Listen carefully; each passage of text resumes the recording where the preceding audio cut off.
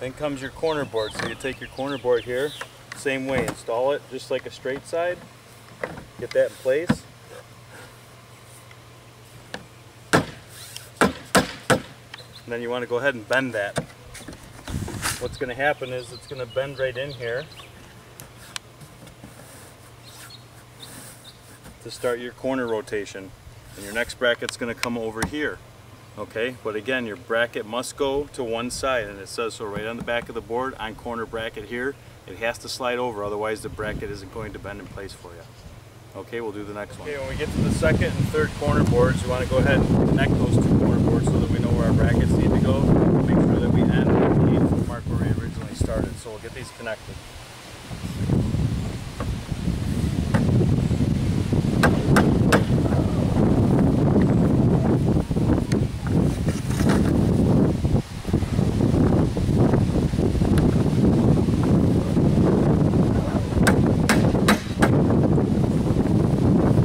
As you can see, what I'm going to do is bend them in place.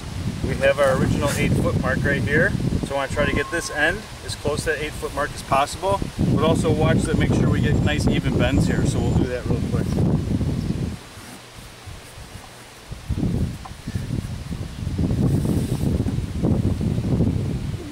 Looks like a nice even radius here. We've got almost an equal amount of bend in each board.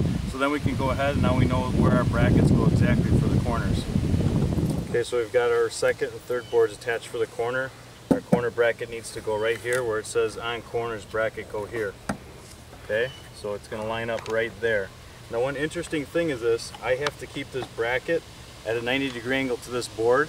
When I move these forward, it gets kind of confusing. So what I actually like to do is go ahead, put my hammer in exactly parallel to the board so I know what my angle is going to be. Because now I'm going to move this bracket out of the way, hold in where my center is.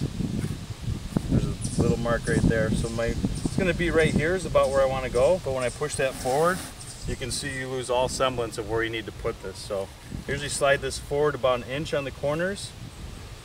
And now I go a 90-degree angle with my hammer. Get that out of the way.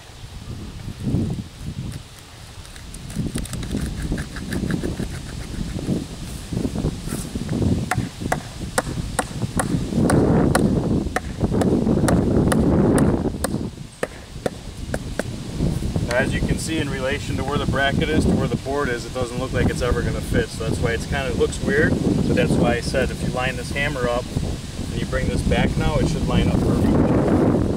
Pick that up.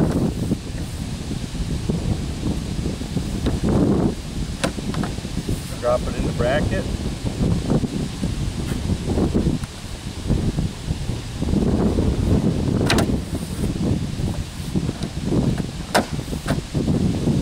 Lines up perfectly now. The bracket's nice and straight. A little tap over all the way to the corner. Go ahead and bend it around where we needed it.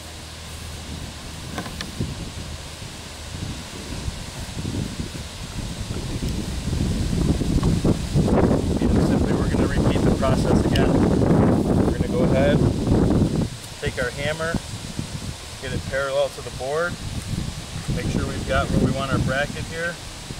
Approximately right there. Push the board again out of the way.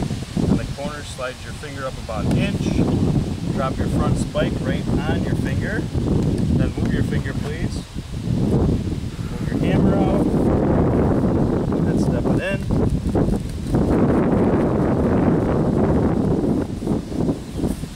Make sure it's straight.